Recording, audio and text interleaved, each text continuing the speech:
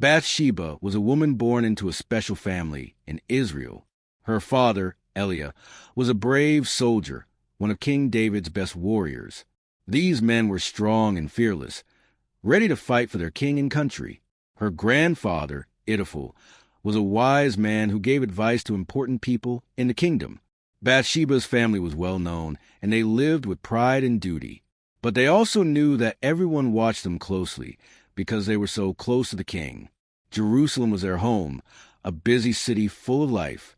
The streets were loud with people trading goods, soldiers marching and priests praying. The city's walls stood tall, protecting the people inside. Bathsheba grew up hearing stories about Israel's past, how God chose them, and how their kings led them to victory. She was a young woman with a quiet life, but she knew her family's place meant she had responsibilities. When she was old enough, Bathsheba married a man named Urias. He was a soldier, just like her father, and he loved serving King David. Urias was loyal and brave, always ready to protect Israel. Bathsheba and Urias lived near the king's palace, a beautiful building that towered over the city. Living so close to power meant their lives were never completely private. People noticed everything they did. Bathsheba spent her days taking care of their home, especially when Urias was away fighting in wars. She was a good wife, waiting patiently for him to come back. But one day, something happened that Bathsheba never expected. It was a moment that would pull her into a story bigger than she could imagine, a story that would change her life and the future of Israel. It was a warm day in Jerusalem. The sun shone brightly, making the stone buildings glow. People went about their work. Some carried water, others sold bread in the market. Inside the palace, King David's servants were busy, and messengers brought news from the war. Bathsheba was at home, alone, because Urias was still away with the army. She decided to take a bath to cool off after a long day. It was a normal thing to do, a quiet moment for herself. She didn't know that someone was watching. King David was restless that day. He couldn't sleep, so he walked out onto the terrace of his palace. The terrace looked out over the whole city, and from there, he could see everything. That's when he saw Bathsheba. She was bathing, and the sunlight made her look beautiful. David stopped and stared. He was a powerful king, used to having whatever he wanted. But this time, something took over him. He didn't know her name, but he felt drawn to her in a way he couldn't explain. David called his servants and asked, "Who is that woman?" They told him, "Her name is Bathsheba. She's the wife of Urias, one of your soldiers."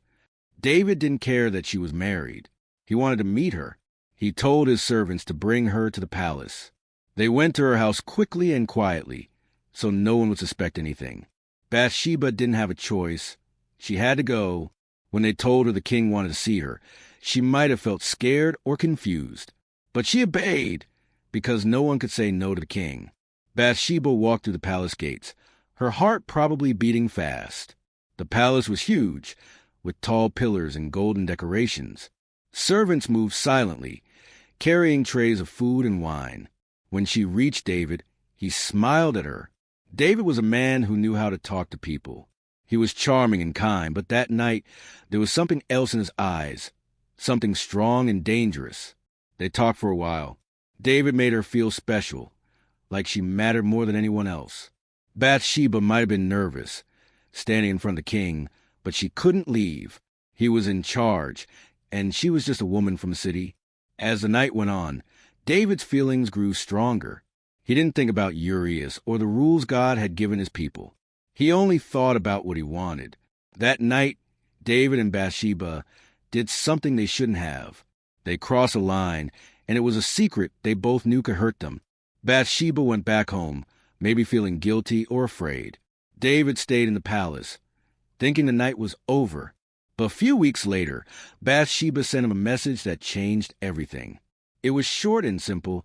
"I'm going to have a baby." When David heard those words, his heart sank. He knew this wasn't just a small problem. It could ruin him. David sat in his throne room, reading Bathsheba's message over and over. "I'm going to have a baby." The words echoed in his mind. He was a king, but he felt trapped. If people found out he was a father, it would be a scandal. Urias was still at war, so everyone would know the baby wasn't his. David had to find a way to fix this fast. He came up with a plan. He sent a message to the army commander, Joab, saying, "Send Urias back to Jerusalem." David thought if Urias came home and spent time with Bathsheba, people would think the baby was his. It wasn't a perfect plan, but it was all he could think of. When Urias arrived, David welcomed him like a friend. "How's the war going?" he asked, pretending to care. Then he said, "Go home and rest with your wife. You deserve it." Urias nodded, but he didn't go home. Instead, he slept outside with the palace guards. "My friends are fighting and sleeping on the ground," he said. "I can't go home and be comfortable while they suffer." Urias was a good man, loyal to his king and his fellow soldiers. But his loyalty made David's plan fall apart. David tried again. He invited Urias to dinner and gave him lots of wine. He hoped Urias would get drunk and go home to Bathsheba. But even after drinking, Urias slept with the guards again. David's frustration grew. He couldn't trick Urias, and time was running out. The king made a terrible choice, one that would show how far he was willing to go to hide his mistake. David took a piece of paper and wrote a letter to Joab. His hand shook as he wrote, but he didn't stop. The letter said, "Put Urias in the front of the battle where it's most dangerous. Then leave him there so he dies." David folded the letter and sealed it with his royal mark. He gave it to Urias and said, "Take this to Joab." Urias didn't know what was inside. He carried the letter that would end his life, trusting the king completely. Urias went back to the war. The battles were loud and messy, with swords clashing and arrows flying. Joab read David's letter and followed the orders. He sent Urias to the front line, where the enemy was strongest. Urias fought bravely like always, but this time no one helped him. The other soldiers pulled back, leaving him alone. An enemy arrow hit him, and he fell to the ground, dead. A good man was gone, betrayed by the king he served. When Joab sent word to David that Urias was dead, the king acted calm. "Don't feel bad," he told Joab. "War takes people all the time." But inside, David knew what he had done. After Urias' friends and family mourned him, David married Bathsheba. He thought marrying her would make everything look normal. The baby would have a father, and no one would ask questions. But God saw it all, and he wasn't silent for long. One day, a man named Nathan came to the palace. Nathan was a prophet, someone who spoke for God. David didn't know why he was there, but he welcomed him. Nathan didn't waste time. He told David a story. There were two men, he said. One was rich with lots of sheep. The other was poor with just one little lamb. The poor man loved his lamb like it was his child. One day, the rich man had a guest.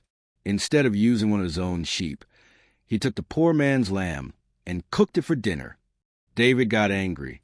"That's wrong," he shouted. "The rich man should be punished. He has to pay back 4 times what he took." Nathan looked at David and said, "You are the rich man." The words hit David hard. Nathan explained, "God knows what you did. You took Bathsheba, and you killed Urias to hide it. You thought you could keep it secret, but God sees everything." David felt sick. Nathan said more. "Because of this, your family will have trouble. The baby Bathsheba is carrying will die." Then Nathan left, and David sat alone, his heart heavy with guilt. He knew he had done wrong, and now he would pay for it. Bathsheba had her baby, a little boy. For a moment, there was happiness in the palace. But then the baby got sick. David fell to his knees and prayed.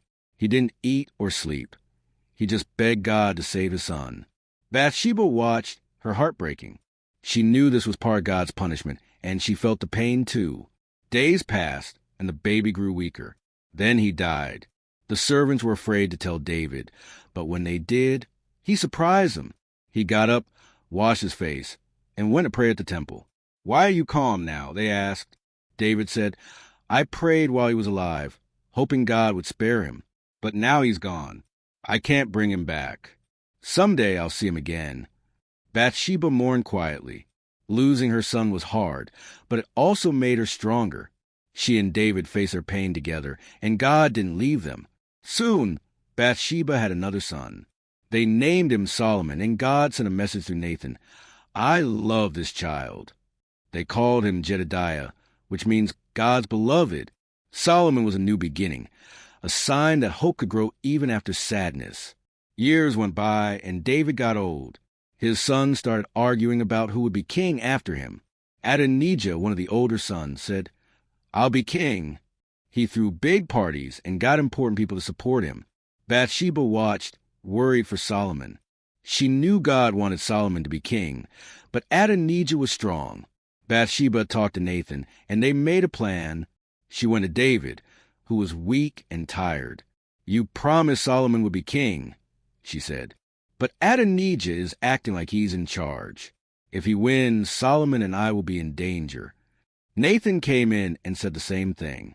David listened and remembered his promise.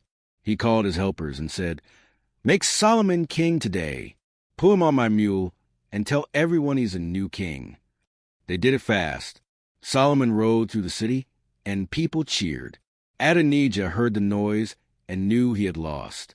Solomon was king, and Bathsheba had won. Solomon became a great king. He asked God for wisdom, and God gave it to him. He made smart decisions, and Israel grew peaceful and rich. Bathsheba was the queen mother, a wise woman who helped Solomon rule. She had come a long way, from a quiet wife to a woman who shaped a kingdom. Her life wasn't easy. She made mistakes, faced loss, and lived through danger. But she kept going. Her story shows that God can use anyone, even after they mess up. Solomon's wisdom and Israel's peace were part of her legacy. And her family line led to Jesus, the Savior, showing that God had a big plan all along. Bathsheba's story is about love, mistakes, and second chances. It tells us that no matter what we've done, God can make something good out of it. She started as an ordinary woman, but she ended as a key part of God's story for his people.